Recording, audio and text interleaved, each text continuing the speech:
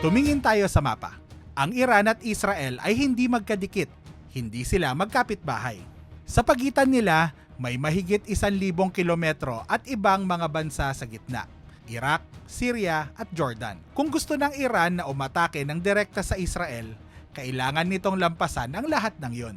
Pero dito nagiging kakaiba ang kwento. Dahil ang pinakamapanganib na sandata ng Iran laban sa Israel ay hindi isang missile na nakatago sa Tehran. Nasa mismong tabi ito ng Israel. Nasa loob ito ng ibang bansa. Isang puwersa na may libo-libong sundalo, may rockets, drones at missiles na nakatutok sa Israel at matagal nang nakabase sa Southern Lebanon. Ang sandatang iyon ay ang Hezbollah. Paano nangyari na ang Iran, isang bansang hindi naman kadikit ng Israel, ay nagkaroon ng pinakamatalas nitong sandata sa mismong pintuan ng Israel? At paano napunta ang sandatang iyon sa Lebanon, isang bansang hindi naman kontrolado ng Iran? Yun ang pag-uusapan natin sa video na ito. Madaling isipin na simple lang ang sagot, na binuo lang ng Iran ang Hezbollah, na gusto ng Tehran ng sandatang malapit sa Israel kaya gumawa ito ng grupo, binigyan ito ng armas at itinanim sa Lebanon. Pero hindi ganoon kasimple ang nangyari. At mahalaga ang totoong kwento. Dahil dito natin maiintindihan kung bakit hanggang ngayon napakahirap alisin ng Hezbollah. Hindi ginawa ng Iran ng Hezbollah mula sa wala. Hindi pwedeng basta maglagay na lang ng isang armadong grupo sa ibang bansa at asahan na uusbong ito doon. Kailangan muna ng Iran ng isang lugar na handa ng sumabog. Mga taong handa ng magaklas, isang bansa na mahina ang gobyerno, galit na ang mga mamamayan at bukas na ang pinto para pasukin ng isang foreign power. At noong early 1980s, may isang bansa na eksaktong ganun ang kalagayan, ang Lebanon. Pero bakit Lebanon? Ano ba ang meron sa Lebanon na nagbigay sa Iran ng pagkakataong matagal na nitong hinahanap? Para maintindihan kung paano nabuo ang Hezbollah, kailangan muna nating maintindihan kung gaano humina ang Lebanon at ang naging epekto nito sa mga taong bumuo ng Hezbollah. Noong 1975, bumagsak ang Lebanon sa Civil War. Hindi ito simpleng giyera na may dalawang panig. Hindi ito malinis na labanan ng gobyerno laban sa mga rebelde. Mas magulo ito roon. May Christian factions, Sunni Muslim factions, Shia Muslim factions at Druze factions. Iba-ibang religious at political groups. Iba-ibang mga milisya. Bawat grupo may sariling armas, sariling teritoryo at sariling dahilan kung bakit lumalaban. Dahil dito, unti-unting humina ang estado ng Lebanon. Sa maraming lugar, hindi na gumagana ang gobyerno. Hindi na nito kayang protektahan ng sarili nitong mga mamamayan. Hindi na nito kayang kontrolin ang buong bansa. Sa malalaking bahagi ng Lebanon, hindi na gobyerno ang nagahari kundi mga armadong grupo na. Sa loob ng sirang bansang yun, may isang komunidad na matagal nang nasa pinakamababang posisyon, ang mga Shia Muslim sa Southern Lebanon. Sa loob ng maraming henerasyon, kabilang sila sa pinakamahihirap at pinakamadalas mapabayaan. Kulang sa development ang Southern Lebanon. Kulang sa pera, kulang sa serbisyo, kulang sa proteksyon, at noong dumating ang Civil War, ang estadong matagal nang nagpabaya sa kanila ay lalo pang nawalan ng kakayahang ipagtanggol sila. Ibig sabihin, may malaking populasyon sa Southern Lebanon ang nasa gitna ng panganib, pero ramdam nilang walang tunay na pumoprotekta sa kanila. Naging mahalagang susi para sa Iran ang pakiramdam na yon, dahil ang isang komunidad na naniniwalang pinabayaan na ito ay isang komunidad na naghahanap ng tatayo para sa kanila. Pero hindi sapat ang may hinaing lang para makabuo ng armadong puwersa. Hindi sapat ang galit para makabuo ng organisadong laban. Pwede kang magkaroon ng 1,000,000 taong galit, pero kung walang organization, walang armas, walang pera, walang training at walang command structure, hindi pa rin yon magiging epektibong resistance. Kaya ano ang pangyayaring nagpabago sa tahimik na galit ng mga Shia community at ginawa itong armadong paglaban? Ang sagot ay dumating mula sa kabilang border. Noong 1982, sinalakay ng Israel ang Lebanon. Ang layunin ng Israel ay itaboy ang Palestinian fighters na gumagamit ng Lebanese territory para umatake sa Israel. Sa operasyong yon, umabot ang Israeli military hanggang sa Beirut, ang kabisera ng Lebanon. Pero para makapasok ng mas malalim sa Lebanon, kinailangang dumaan ng Israeli forces sa Southern Lebanon, ang mismong lugar kung saan nakatira ang maraming Shia na matagal nang nakakaramdam na sila ay pinabayaan. Dito nagbago ang lahat. Noong una, may ilan sa kanila na hindi agad pumalag sa mga Israeli. Pero ibang epekto kapag tumatagal ang isang banyagang puwersa sa isang teritoryo. Nagkakaroon ng mga checkpoint, may mga raid, may mga sundalong banyaga na kumokontrol sa pang-araw-araw na buhay ng mga tao. Sa ganitong paraan, unti-unting nagkaroon ng target ang galit ng mga Shia community. Ang dating galit na walang malinaw na direksyon, nagkaroon ng malinaw na target. Ngayon, may malinaw ng kaaway, may dahilan ng lumaban, may lupaing kailangan ng ipagtanggol. Pero kulang pa rin. Wala pang tunay na weapon supply, wala pang malakas na organization, wala pang pondo, wala pang training. Totoo ang kanilang galit, pero ang galit ay hindi nagiging barel. Ang galit ay hindi nagiging isang armadong puwersa. May kulang pa at bukas ang pinto. 3 taon bago ang 1982 invasion ng Israel sa Lebanon, nangyari ang Iranian Revolution noong 1979. Bumagsak ang monarchy at pumalit ang isang bagong gobyerno na nakabatay sa Islamic religious ideology. Hindi lang ito simpleng pagpapalit ng pamahalaan. Para sa bagong Islamic Republic, may isang malaking misyon sila. Ipalaganap ang kanilang Islamic Revolution lampas sa hangganan ng Iran. At sa pananaw ng bagong gobyerno ng Tehran, isa sa mga pangunahing kalaban nila ay ang Israel. Pero may problema ang Iran. Gusto nitong labanan at i-pressure ang Israel, pero malayo ito sa Israel. Hindi nito madaling maaabot ang itinuturing nitong pinakamatinding kaaway. Hindi rin simple para sa Iran na direktang makipaglaban sa Israel. Kailangan nito ng ibang paraan para labanan ng Israel nang hindi kailangang tumayo sa mismong harapan nito. Kaya nang sinalakay ng Israel ang Lebanon noong 1982, hindi lang trahedya ang nakita ng Iran. Nakita nito ang pagkakataong matagal na nitong hinahanap. Nagpadala ang Iran ng mga miyembro ng Islamic Revolutionary Guard Corps o IRGC sa Bekaa Valley sa Lebanon.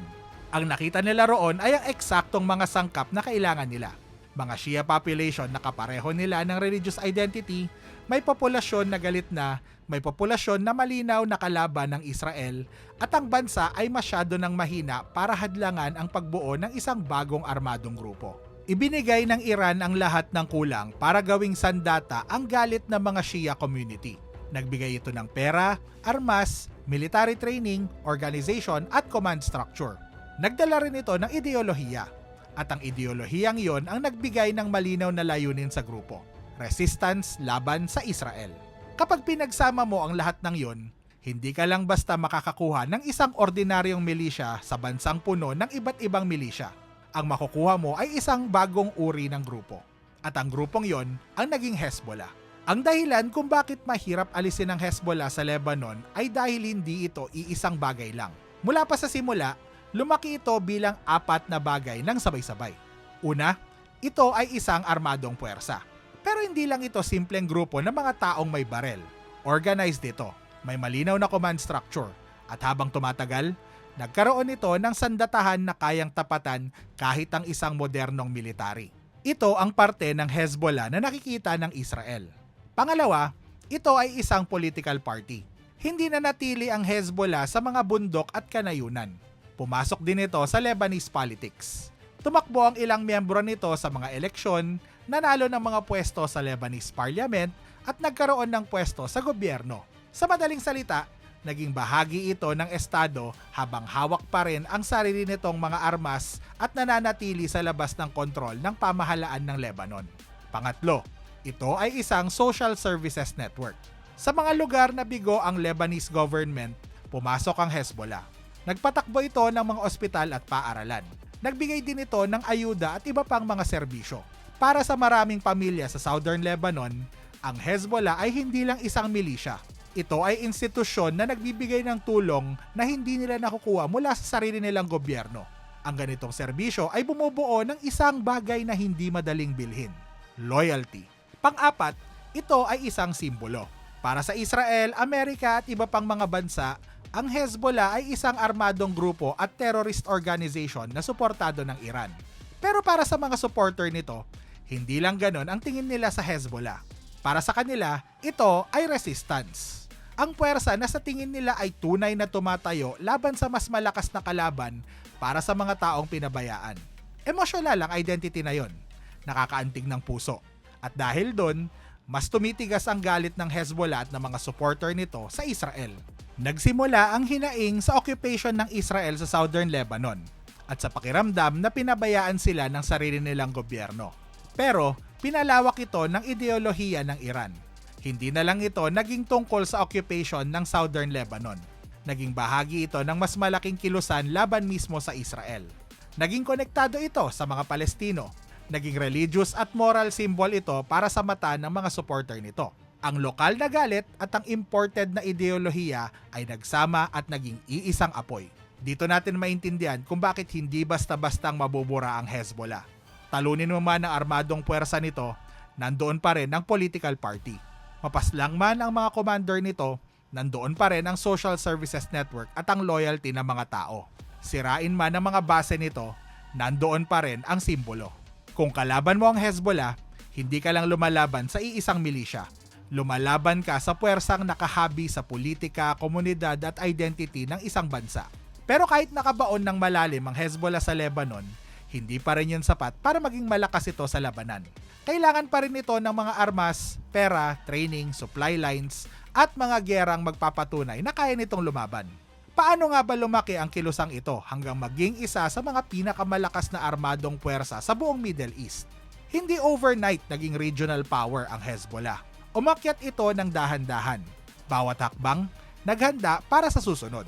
Unang hakbang, ang pagtatatag ng supply line. Ang pundasyon ng lakas ng Hezbollah ay ang tuloy-tuloy na daloy ng mga armas mula sa Iran. Pero tulad ng Israel, hindi rin katabi ng Iran ang Lebanon. Kaya kailangan ng Iran ng tulay. At ang tulay na yon ay ang Syria. Matagal ng kaalyado ng Iran ang Syria. Sa pamamagitan ng pagdaan sa Syria, nakakarating ang mga armas, pera at equipment mula sa Iran papunta sa Hezbollah. Habang bukas ang rutang yon, patuloy na lumalaki ang sandatahan ng Hezbollah. Pangalawang hakbang, ang pag-atras ng Israel sa Lebanon noong taong 2000.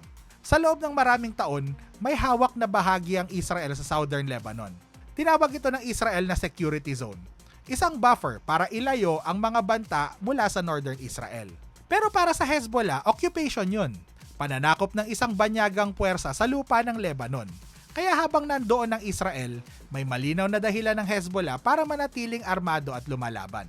Pero noong taong 2000, umatras ang Israel mula sa Southern Lebanon at ginamit ito ng Hezbollah para palakasin ang sarili nitong imahe. Ayon sa kwento ng Hezbollah, umatras ang Israel dahil sa resistance, dahil sa kanilang paglaban. Hindi man yon ang buong dahilan ng pag-atras ng Israel, gumana ang kwentong yon sa mata ng maraming mga supporter ng Hezbollah. Para sa kanila, ang pag-atras ng Israel ang pruweba na epektibo ang Hezbollah, na ang kanilang armas ay may resulta. Pwede na nilang sabihin nanalo sila, at pwede na rin nilang sabihin na kailangan pa rin sila para labanan ng Israel. Pangatlong hakbang, ang 2006 war. Noong 2006, muling sumabog ang malaking giyera sa pagitan ng Hezbollah at Israel. Mahigit isang buwan silang naglaban. Malakas ang naging pag-atake ng Israel. Matindi ang naging pinsala sa Lebanon. Pero hindi tuluyang nabura ang Hezbollah. At dito nag-iba ang tingin ng buong rehiyon sa kanila. Dahil sa politics ng Middle East, minsan hindi mo kailangang talunin ng buo ang Israel para matawag na panalo ka. Minsan, sapat na ang mabuhay ka lang matapos ang pinakamalalakas nitong atake. At yun mismo ang ginamit ng Hezbollah. Sinabi nila sa kanilang mga supporter na inatake kami ng Israel, sinubukan nila kaming durugin, pero nandito pa rin kami. Pagkatapos ng 2006, hindi na lang local Lebanese group ang Hezbollah. Naging simbolo na ito sa buong rehiyon. Isang puwersang tumanggap ng pinakamalalakas na pag-atake mula sa Israel pero hindi pa rin tuluyang bumagsak. Tignan natin ang pattern. Ang supply ng armas, ang pag-atras ng Israel ng 2000 at ang 2006 war, hindi lang nagpalakas sa Hezbollah. Ginawa rin itong mas kapaki-pakinabang ang Hezbollah para sa Iran. Sa bawat round, mas tumatalas ang sandata ng Iran sa border ng Israel at mas lumalakas ang kakayahan ng Iran na sakta ng Israel mula sa malayo. Dito pumapasok ang isang mahalagang salita, deterrent. Ang ibig sabihin ng deterrent ay panakot na pumipigil sa kalaban na lusubin ka. Hindi mo ito kailangang gamitin araw-araw. Pero ang mahalaga, alam ng kalaban na kaya mo itong gamitin. Para sa Iran, ang Hezbollah ay parang isang barel na laging nakatutok sa hilagang border ng Israel. Isang paraan para sabihin sa Israel na kung aatakihin ninyo ang Iran, pwedeng manggaling ang sagot hindi mula sa Iran, kundi mula sa mismong hilaga nyo. Pero bakit nga ba patuloy ang labanan sa pagitan ng Hezbollah at Israel? Kung ang mga headline lang ng balita ang susundin natin, parang isang walang katapusang gera lang ang nakikita natin sa Lebanon. Israel laban sa Hezbollah, Hezbollah laban sa Israel. Putok dito, strike doon, ceasefire ngayon, violation bukas. May dalawang magkaibang yugto ng labanan na kailangan nating paghiwalayin. At mahalaga yon kung gusto nating maintindihan ang kasalukuyang labanan. Ang unang yugto ay tungkol sa Gaza. Nung sumiklab ang gera sa pagitan ng Israel at Hamas noong October 2023, hindi na nahimik ang Hezbollah. Kinabukasan matapos umatake ang Hamas, nagsimula ring umatake ang Hezbollah mula sa hilaga. Nagpaputok ito sa border ng Israel bilang pagsuporta sa mga Palestino. Ang labanang yon ay tumagal ng mahigit 1 taon. Hindi ito simpleng palitan lang ng putok. Tumindi ito, lumalim ang mga strike, lumawak ang pinsala. At noong September 2024, napatay sa isang Israeli strike ang matagal ng leader ng Hezbollah na si Hassan Nasrallah. Matapos ang ilang araw, napatay rin si Hashem Safieddine, ang taong inaasahang papalit sa kanya. Malaking dagok yon para sa Hezbollah, pero hindi ito sapat para buwagin ang grupo. Nagpatuloy ang laban. Nagkaroon ng ceasefire noong November 2024, pero hindi tumagal ang kapayapaan dahil ang susunod na malaking pagsabog ng labanan ay hindi na lang tungkol sa Gaza. Tungkol na ito sa Iran. Noong February 28, 2026, naglungsad ang Amerika at Israel ng magkasanib na air at missile strikes laban sa Iran. Sa unang mga strike, napatay ang supreme leader ng Iran na si Ali Khamenei, ang pinakamahalagang backer ng Hezbollah. Tulad ng inaasahan, sumagot ang Hezbollah. Noong March 2, nagpakawala ito ng mga rocket at drones papunta sa Israel. Sa pagkakataong ito, hindi na ito simpleng pagsuporta lang sa Gaza. Ito ay tungkol sa pagkamatay ni Khamenei. Tinawag ito ng Hezbollah na isang defensive act. Tinawag naman ito ng Israel na isang declaration of war. At ang naging sagot ng Israel ay mas mabigat kaysa sa mga naunang round ng labanan. Sa loob ng 2 linggo, nagpadala ang Israel ng ground troops sa southern Lebanon. Umabot ito sa 5 army divisions at pumasok lampas sa dati nitong border positions. Sinakop nito ang malalaking bahagi ng southern Lebanon at idineklara nitong hahawak ito ng buffer zone habang pinipilit na itulak palayo at disarmahan ng Hezbollah. Maraming Lebanese ang napatay mula noong March at marami rin ang lumikas mula sa kanilang mga tahanan. Napaslang ng Israel si Nasrallah, pati na rin ang taong inaasahang papalit sa kanya. Pero sa kabila nito, patuloy pa ring lumalaban ng Hezbollah. Ngayon, ang grupo ay pinamumunuan na ni Naim Qassem. Ibig sabihin, hindi sapat ang pagpatay sa mga lider para buwagin ang buong organization. Dahil ang Hezbollah ay hindi lang chain of command. Ito ay political party, social services network, armadong puwersa, at simbolo. Ngayon, ang Hezbollah ay hindi na lang kumikilos para sa Gaza. Kumikilos na ito para sa Iran. Isa itong grupo sa Lebanon na umaatake sa Israel habang ang Iran mismo ay nasa giyera laban sa Amerika at Israel. Pagdating ng June, may ceasefire na sa papel. Pero patuloy pa rin ang tensyon. May Israeli strikes pa rin. Patuloy na tumataas ang bilang ng mga namamatay. Parehong panig ang nag-aakusang lumalabag sa kasunduan ng kabila. Kaya kung ang Hezbollah ang pinakamalapit na sandata ng Iran laban sa Israel at ang sandatang yon ay nagpapaputok para sa Iran, ano ang epekto nito sa mas malaking usapang pangkapayapaan? Matapos ang ilang buwang labanan, ginawa ng Amerika at Iran ang matagal nang hinihintay ng mundo. Nagkasundo sila. Noong June 17, 2026, pinirmahan nila ang tinatawag na Islamabad Memorandum, isang balangkas ng kasunduan na binuo sa tulong ng Pakistan at Qatar para tapusin ang giyera sa pagitan nila. Binuksan nitong muli ang Strait of Hormuz at tinanggal ang naval blockade ng Amerika sa karagatan ng Iran. Pinalaya ang ilang frozen assets ng Iran at nagbigay ito ng daan para limitahan ng nuclear program nila. Sa papel, tila ito na ang wakas ng giyera. Pero kapag binasa mo ang pinakaunang bahagi ng kasunduan, makikita mo agad ang problema. Hindi lang nito pinapangako ang kapayapaan sa pagitan ng Amerika at Iran. Ipinapangako rin nito ang pagtigil ng lahat ng labanan kasama ang sa Lebanon. Dahil sa linyang yun, pwedeng mabuwag ang buong kasunduan. Dahil ang mga puwersang aktual na naglalabanan sa Lebanon ay hindi naman ang mga pumirma sa kasunduang yun. Hindi kasama ang Israel sa deal at malinaw ang sinabi ng Israel na hindi sila nakatali dito. Hindi nila ititigil ang mga operasyon hanggat naniniwala sila na banta pa rin ang Hezbollah sa kanilang seguridad. Hindi nila iiwan ang Southern Lebanon hanggat may nakikita silang panganib sa kanilang hilagang border. Kaya patuloy pa rin ang labanan sa Lebanon. May kasunduan sa papel na nagsasabing tapos na ang giyera sa Lebanon, pero ang totoo ay nagpapatuloy pa rin ang labanan.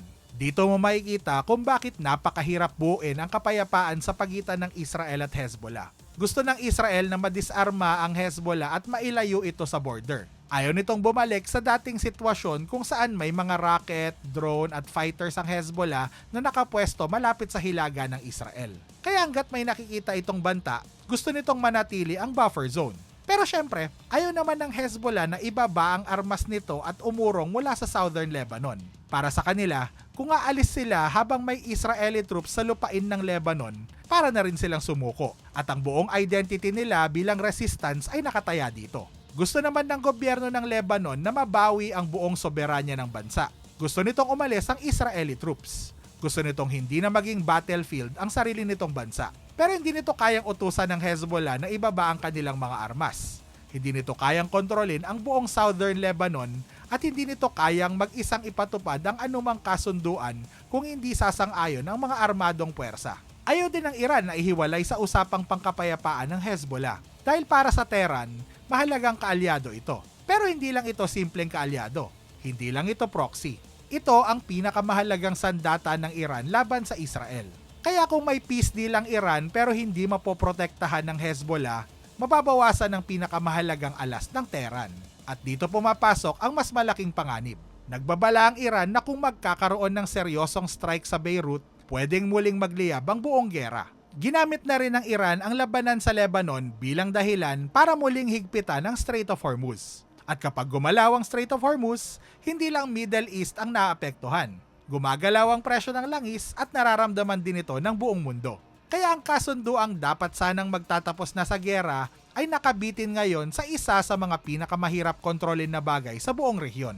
Isang bigla ang putukan lang sa mga burol ng southern Lebanon, isang rocket, isang drone, isang strike na lumampas sa target, isang maling pagbasa sa intensyon ng kabilang panig at maaaring mauwi ang lahat sa isang malaking labanan.